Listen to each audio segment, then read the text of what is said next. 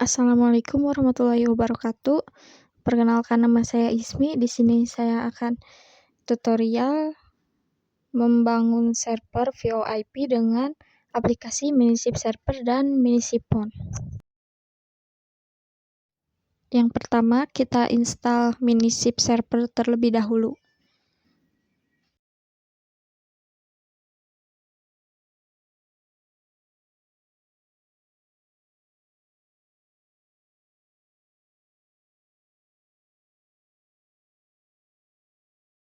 Jika sudah selesai penginstalan, kita akan masuk pada tampilan Minisip servernya.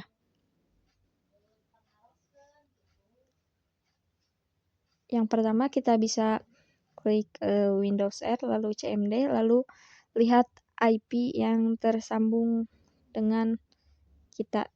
Saya menggunakan IP v4 yaitu 192.168.0.107.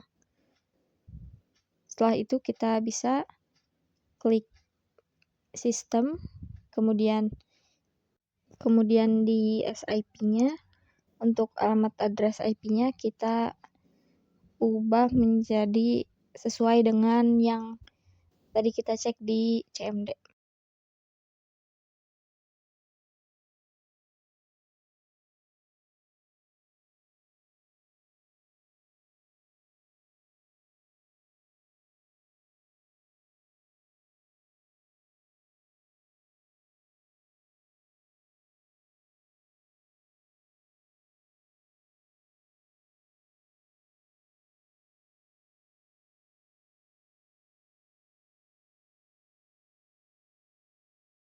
Jika sudah ke sistem, kita ke local user.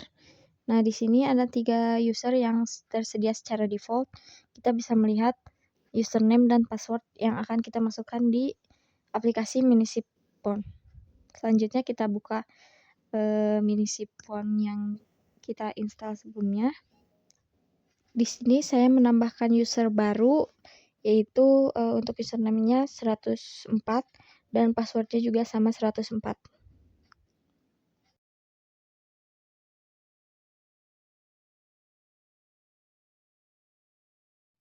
Buka Minisip Phone kita.